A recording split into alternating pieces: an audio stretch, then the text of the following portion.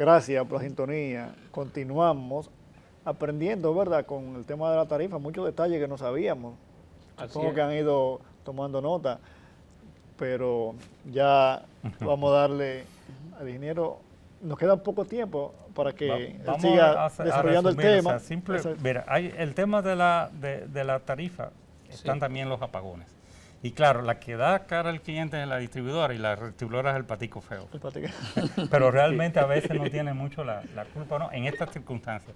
Porque antes había, recordemos, los apagones financieros. Eso no existen hoy en día. Hay una disposición de que se dé la mayor cantidad de energía. Ahora, ¿por qué no se da? Bueno, no se da en muchos casos porque hay problemas con las redes. O sea, hay en algunos sectores incluso pudientes sobrecargas, que entonces en algunos momentos tiene que sacar el circuito, se dispara, vamos a decirlo, se dispara por sobrecarga y usted tiene que esperar un tiempo para que vuelva otra vez, y es un asunto probabilístico, porque déjeme explicarle un poco que cuando usted selecciona la capacidad de un conductor, usted le pone siempre un elemento de protección, un disyuntor, porque usted va usando unos factores de coincidencia, que es que no todo está encendido al mismo tiempo. Pero podría pasar que todo en un momento esté encendido, es un asunto probabilístico. Entonces, ¿qué es lo que hay? Una sobrecarga y se dispara el elemento de protección. Volvemos otra vez y reseteamos, o sea, volvemos a poner ese elemento otra vez en el paso de la energía y entonces se recompone esos factores de coincidencia y puede que pase un tiempo y no vuelvan a suceder. Pero siempre pasa así hasta en una vivienda. O sea, si tú le pones todo lo que tiene la vivienda al mismo tiempo encendido, en el mismo momento, se te dispara el break. Sí. Pero así pasa a nivel general. Entonces, esa es una parte de los apagones. Después tenemos un problema cada vez que sale una planta de importancia. Entonces, ingeniero, ¿qué solución podría ser para ese tema que usted está comentando, la sobrecarga? La sobrecarga, inversión. Hay inversión y por eso incluso no podemos tener las empresas distribuidoras asfixiadas económicamente. O sea, y sin embargo bochúa a las empresas de generación. Exacto. O sea, entonces hay que producir un equilibrio, o sea, hay que revisar esa parte de ahí, como lo están haciendo otros países, porque no se cree que no, es una recomendación importante del profesor Moreno San Juan. Eso es importante, claro, lo que acaba de decir, porque es una recomendación que usted está haciendo al gobierno, sobre todo hacer un acuerdo y revisar esos tipos de contratos que hay. Entonces, hay después un tema de las inversiones que tú sabes que están paradas por un problema legal.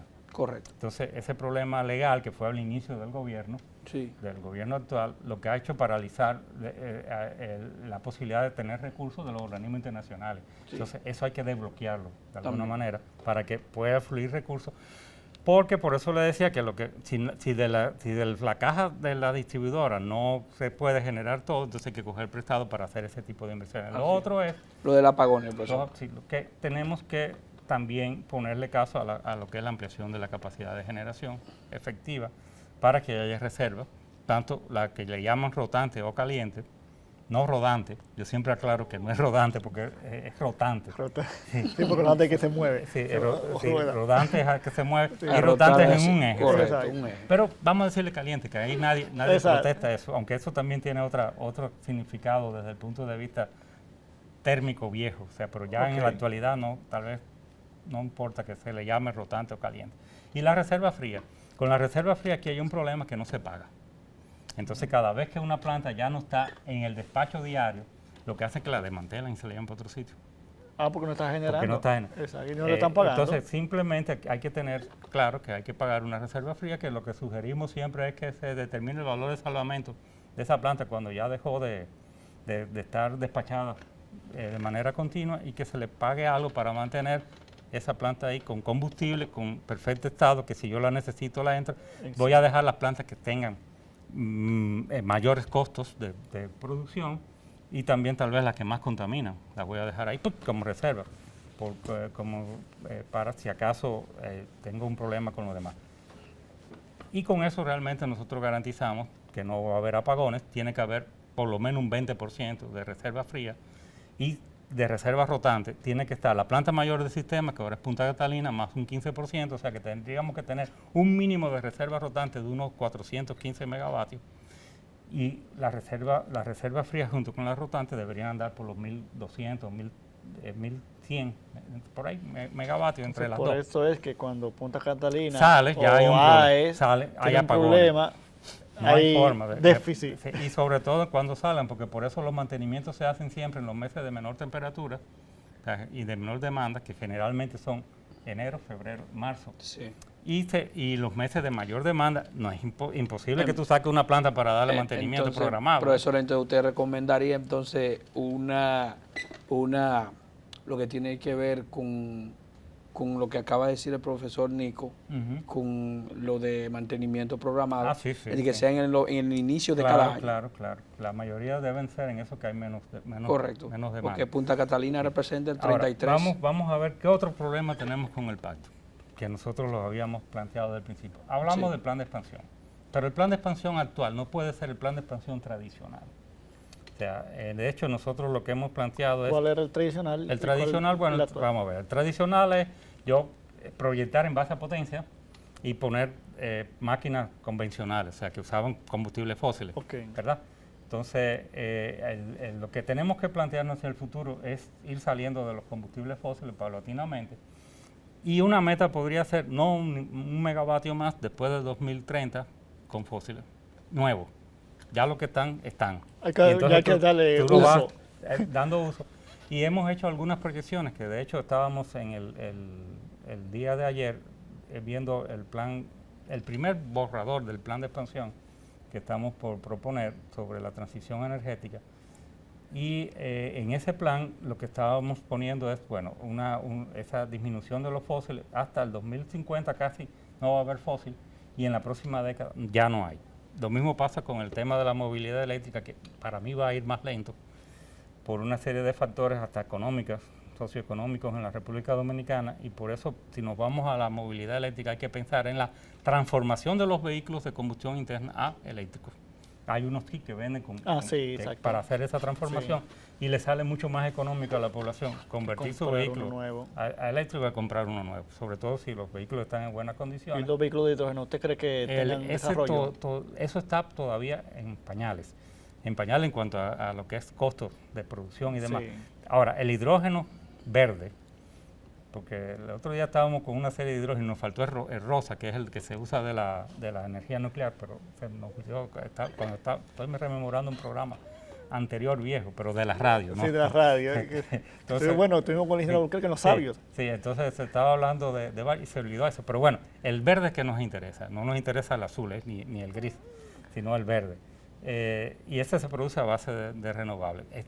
Se estima que para 2030 ya sí va a ser rentable. Y por eso nosotros en ese plan lo tenemos a partir de 2040, le dimos 10 años, una cantidad considerable de soporte de almacenamiento de energía, porque el hidrógeno se usa para almacenar energía, en base a hidrógeno verde, una muy sustancial en base a fotovoltaica, porque ahora mismo es la que tiene el precio más bajo, compite con cualquiera. Si tú logras almacenar energía. Entonces, para almacenar, esto nada más que son una pincelada, porque yo quisiera hacer un programa nada más que para eso. No, lo vamos a tener en agenda para hablar de eso. Exacto. Entonces, nosotros contemplamos lo que es hidrobombeo como una solución factible para la República Dominicana por las condiciones orográficas, montañas que tenemos. Sí, eso vamos a explicarlo bien. Sí, entonces hay dos tipos de hidrobombeo, lo que le llaman el clásico, pero no modificado, yo le llamo, que es tú usar un embalse de una presa de regulación con un depósito en altura. Y entonces una turbogenerador reversible que te sirve para bombear el agua hacia el depósito superior, y después de noche, esa que tú bombeaste con fotovoltaica que va a estar sobre los embalses, está colocada sobre los embalses, entonces yo la uso de noche para eso. Claro, tenemos un asunto que hemos estado estudiando de hacer ciclos de 5 horas en diferentes baterías de agua, o sea, para cubrir 15 horas al día, con esa capacidad, para poder usar una reversible, porque si no lo que tendríamos que usar 15 horas de turbina con una turbina más pequeña, y después tener bombas adicionales para poder bombear en 5 horas. Entonces, pero eso lo estamos estudiando, todavía no está definido desde el punto de balance de energía, pero no está definido desde el punto de vista de tecnología. Con eso nosotros podemos suplir casi todo lo que es la necesidad de almacenamiento de energía, más reforzar con hidrógeno verde. Para los puntos intermedios. Tú sabes que la fotovoltaica es hay poca generación en la mañana y al final del día, entonces tener un refuerzo ahí con hidrógeno almacenado en esa misma. Y tenemos entonces que tener un tema de la reserva de energía almacenada, porque en la medida que la fotovoltaica, las renovables en sentido general, pasen del 50% de la generación del país, tenemos que tener más de un día de reserva, 2 días, 3 días. De hecho, nosotros hasta al 2050 lo que estamos previendo 3 días de reserva. Por ejemplo, en España se llega al 45% con renovable. Sí. Pero hay países como el caso de Costa Rica, llega al 100%. Entonces, lo otro que tenemos es interconexión, que de hecho la interconexión es con corriente directa, ya no es la interconexión clásica también, que era con alterna, que se había estudiado de conectar con Puerto Rico. En aquella época, para Puerto Rico vendernos energía, ahora se está pensando al revés. Nosotros venderle. Sí, porque tenemos un sistema muchísimo mejor que nosotros deberíamos venderle a los países cercanos, Haití, Puerto Rico, Jamaica, Cuba. Entonces tenemos proyectado una interconexión con la Florida, una interconexión con Colombia y una interconexión con Puerto Rico. La de Colombia es porque Colombia tiene un potencial hidroeléctrico grandísimo. Sí, tremendo. Y en la zona de Guajira también. Y por ahí es que nosotros entraríamos con la conexión por Beatas, por esa zona de Beatas. El cable iría de por ahí. Hay una cordillera sumergida de la Beata. Por ahí es que nos vamos hasta la parte ya que es más profunda y después pasamos a Colombia. Ese tiene complicación. El de Florida es muy poco profunda las aguas hasta allá.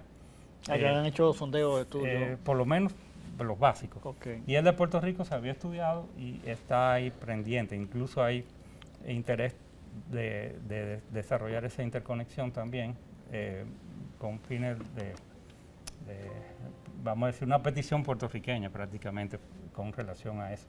Entonces, y también estamos contemplando posibilidad de energía nuclear en la base de la generación. Eso también después de 2040. O sea, en Francia el 75% con nuclear. Hay gente que le tiene miedo, sí. pero realmente eso no tiene ninguna complicación. Pero Francia tiene 75%, pero actualmente, después que ganó el presidente Macron, aumentó. Sí, claro. Correcto. Pero también, por ejemplo, Europa está interconectada. Eso es otra cosa interesante, ¿no? O sea, por eso las interconexiones son importantes, porque me sirve de soporte. Esa interconexión es un soporte, es como una especie de reserva que yo tengo. Incluso en el inicio del uso masivo de las renovables en República Dominicana, la interconexión te sirve y sustituye el almacenamiento temporalmente, en lo que los proyectos de almacenamiento van a ir subiendo, o sea, en capacidad. La interconexión me permite que de noche yo no tengo fotovoltaica, pero yo puedo usar de energía que viene de la Florida. Exacto.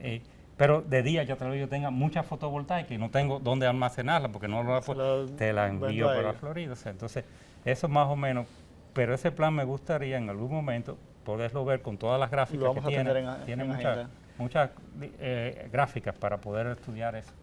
Bueno, ingeniero, gracias por estar con nosotros. Gracias a ustedes por la sintonía. Se nos fue el tiempo. Hasta la próxima. Sí, hasta la próxima. Bien, gracias.